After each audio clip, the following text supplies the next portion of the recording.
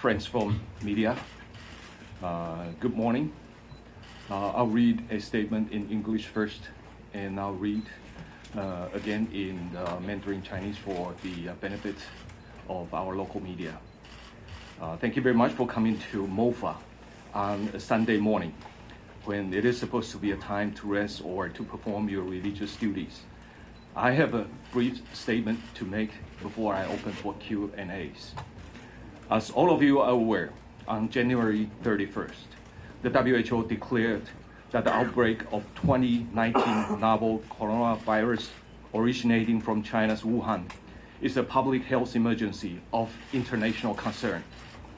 As a result, countries around the world are making adjustments with regard to their entry and exit policies, as well as their civil aviation policies. It is understandable that all countries need to take necessary precautions to keep their countries safe as a result of the new WHO announcement. However, as most of you are also aware, flights from Taiwan were banned by the Italian government on January 31st, and it happened again yesterday when the Vietnamese government made its original announcement banning flights from Taiwan. I'm glad to let you know that we went through diplomatic channels to have the Vietnam issue resolved, and flights are now resumed. However, the problem with Italy has yet to be corrected. We truly regret the decision made by the Italian government. We think it is a mistake based on incorrect information instead of on a true assessment of the danger of the coronavirus. The number of confirmed cases of coronavirus in Taiwan is not higher than in most countries that are affected. Other than China, no other country has had its flight banned by Italy or by any other country, with the exception of Italy's ban on flights from Taiwan. While we are still working through all diplomatic channels to resolve the issue with Italy, I would like to point out that the source of the inaccurate information that led to the inappropriate measures by Italy is the WHO's report on the 2019 novel coronavirus, which indicates that the confirmed cases in China include those in the Hong Kong SAR, Macau SAR, and Taipei. And I'll show you a chart saying where it is reported on that report. The WHO treatment of Taiwan as part of China has created real problems for Taiwan. Not only is our democratically elected government barred from taking part in the WHO in the World Health Assembly, but Taiwanese experts are also arbitrarily prevented from taking part in technical meetings if the motto of the WHO is health for all and leaving no one behind. Well, the Taiwanese people are certainly not treated that way. It is not fair to the 23 million people in Taiwan, and it is not fair to other people who might otherwise obtain support from Taiwan if we were not excluded. At this point, I would like to express our appreciation to the governments of the United States, Japan, the EU, Canada, and our diplomatic allies for speaking out for Taiwan's inclusion.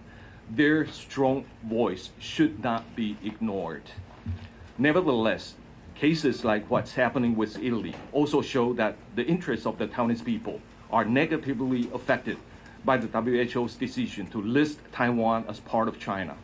Hundreds, if not thousands, of passengers who got caught up at the airports will not be able to get compensation from airlines, and certainly not from the WHO.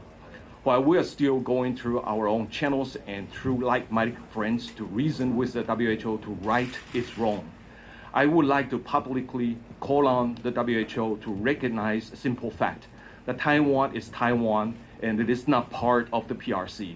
Taiwan is not under China's jurisdiction.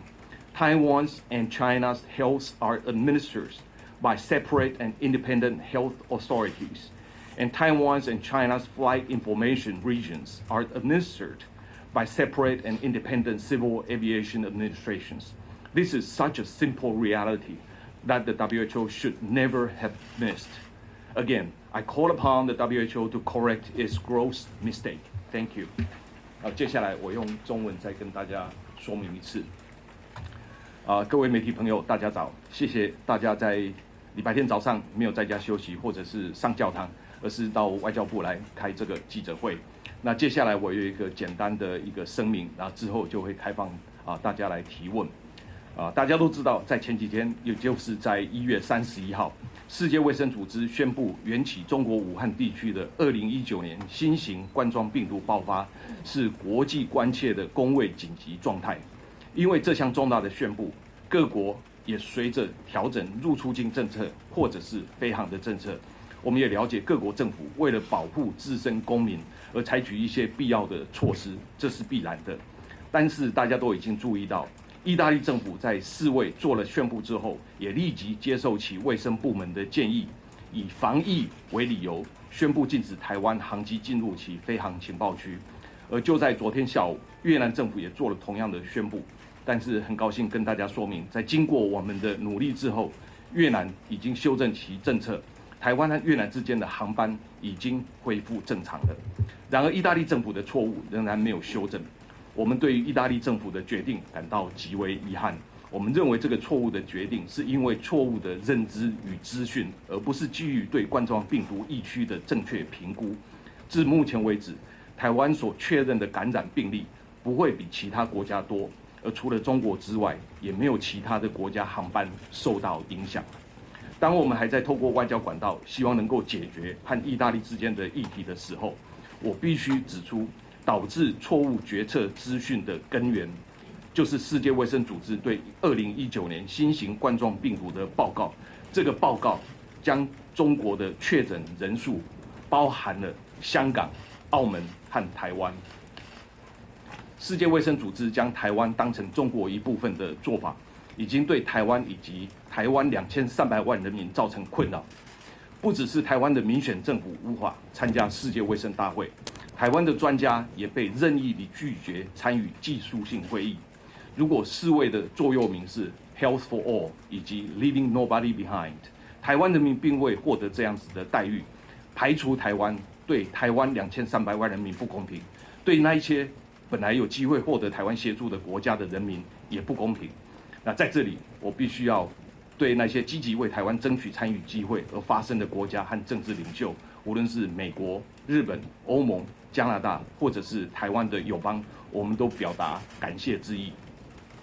但是像意大利的这个情形，凸显世卫将台湾当作中国一部分的做法，已经对台湾人民的利益造成伤害。成百上千的台湾旅客被困在他国机场，航空公司不会补偿，世卫当然也不会补偿。当我们还在继续透过外交管道或友好国家尽洽世卫改正其错误的时候，我要在此公开呼吁世界卫生组织应该承认一个简单的事实，就是台湾是台湾，台湾不是中华人民共和国的一部分，台湾不受中华人民共和国的管辖。台湾与中国的卫生是由2个独立而不互相隶属的卫生机构所管辖。台湾与中国的飞航情报区也是由2个独立而互相不隶属的民航机构所管辖。这个简单的事实，世界卫生组织不应该犯错。我要再度呼吁，世卫应该改正其对台湾的严重错误。谢谢大家。那我在这边有一些资料，也顺便给大家看一下。第一个就是说，我刚刚提出来的世界卫生组织的有关于2019年的这个有关冠状病毒的这个报告，它在报告的第3页里面有特别标出来，这个是中国的部分那有关中国的部分它上面写着 confirmed cases in China include cases confirmed in Hong Kong SAR， 就是香港特别行政区 ，Macau SAR and Taipei。所以这个是很明确的，世界卫生组织就是把我们台湾当成是中国的一部分。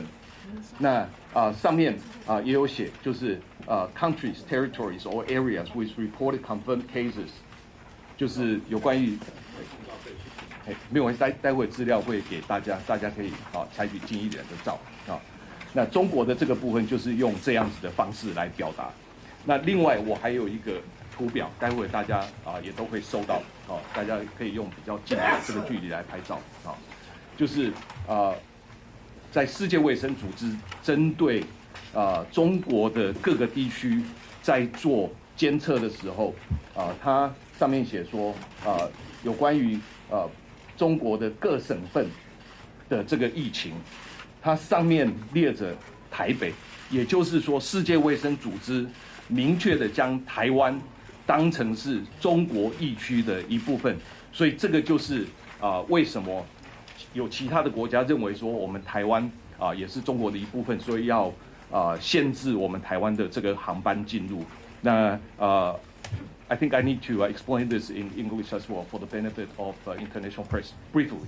There are two tables in the